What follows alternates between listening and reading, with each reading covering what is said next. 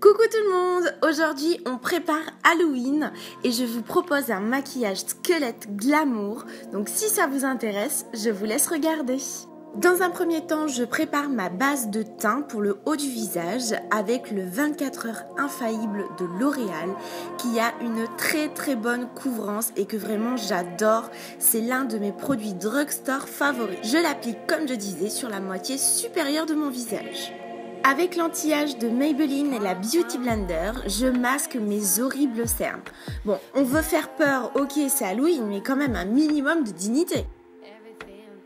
On n'oublie pas les sourcils, donc la base de la base pour un squelette, c'est bien connu. Et hop, par magie, ils sont tout beaux. Place aux choses sérieuses. À l'aide d'une crème blanche liquide, trouvée dans un magasin spécialisé pour même pas 4 € je crois, et un pinceau plat, donc pour la précision, je recouvre l'ensemble du bas de mon visage. Il faut vraiment que ça fasse un effet bandeau. Je mets une petite réserve quand même sur le produit que j'utilise, qui me picote, qui n'est pas du tout agréable à la sensation. C'est peut-être aussi parce que j'ai une peau sensible, donc je vais pas trop vous le conseiller.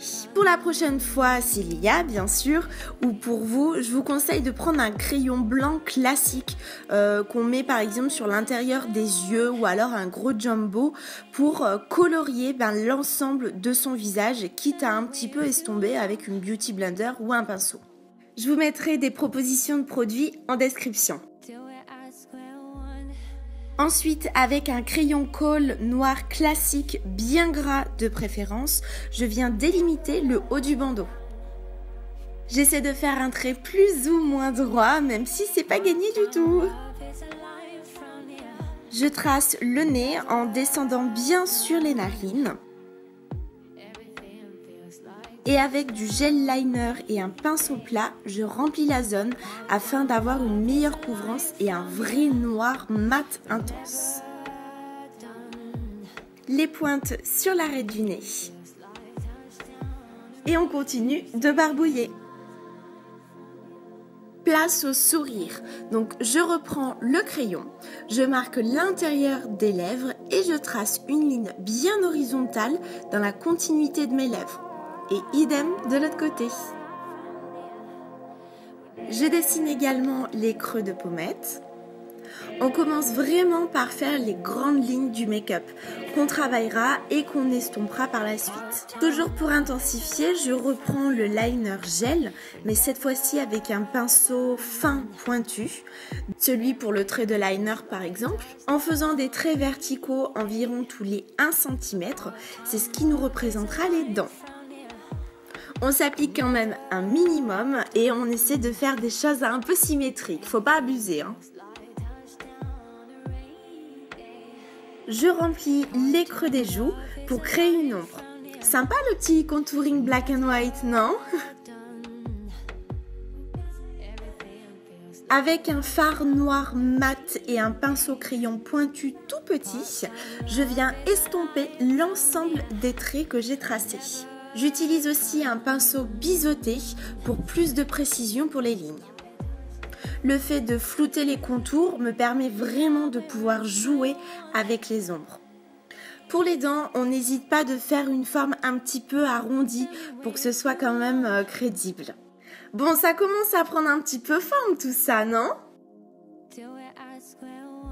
Pour plus de détails, je trace une ligne sous les joues, donc uniquement avec du fard noir et en pressant très légèrement le pinceau.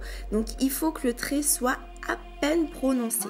Idem pour le menton et la mâchoire, ce sont vraiment des détails secondaires pour structurer le make-up. Avec le pinceau liner, on dessine une fissure, donc pour le fun, c'est en mode racine d'arbre le truc. Je réajuste avec le liner gel les zones que je trouve pas assez intenses. Et le tour est joué! Pour le côté glamorous, une base pour les paupières, pour ma part c'est la Urban Decay qui est vraiment obligatoire pour fixer les matières, surtout quand on fait un make-up sombre. Avec le crayon de tout à l'heure, je recouvre ma paupière mobile en remontant légèrement au coin externe et par contre rien du tout en coin interne. Avec une carte ou un morceau de papier rigide, donc que je positionne en coin externe jusqu'au bout de mon sourcil, et je vais estomper délicatement. Donc ça me permet de ne pas déborder et de garder un trait bien net, un peu comme l'effet pochoir. Donc j'estompe pour étirer la matière. Je matifie et je fixe avec le fard noir mat de tout à l'heure. Pour faire une transition sur l'arcade, je prends une teinte un petit peu plus claire. Donc pour ma part, c'est un gris, mais un marron convient également. Et je floute pour bien estomper et donner un côté charbonneux.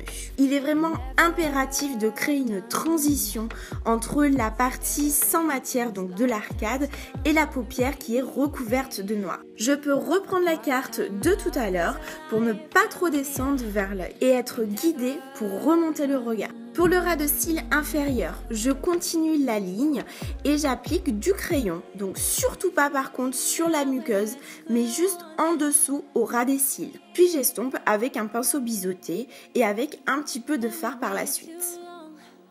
Addiction oblige, j'estompe encore et toujours. Puis avec un crayon blanc de préférence, donc pour ma part malheureusement c'est un beige parce que j'ai pas de blanc, mais bon ça fera le taf, et je l'applique sur la muqueuse et le coin interne. Donc ça va vraiment me permettre d'ouvrir le regard avec cette zone claire. Du mascara, c'est le Better Than Sex que j'adore. Pour que la pointe en ras de cils inférieur soit encore plus précise, je mets un petit peu de liner feutre. Et je trouve vraiment que ça fait la différence. Encore un peu de magie et bim, le deuxième œil est fait. David Copperfield sort de ce corps. Et on termine avec le petit bonus de la mort qui sont les fossiles. Donc pour ma part, comme d'habitude, les Carousel Cosmetics modèle Iris. Un peu de colle, on laisse sécher quelques secondes et on positionne. Et vous alors, j'espère que ça vous plaît quand même. Et franchement, je sais vraiment pas ce que vous en pensez, mais c'est pas sorcier du tout. Oh le jeu de mots. Plus sérieusement, j'espère vraiment que vous avez apprécié ce make-up squelette glamour.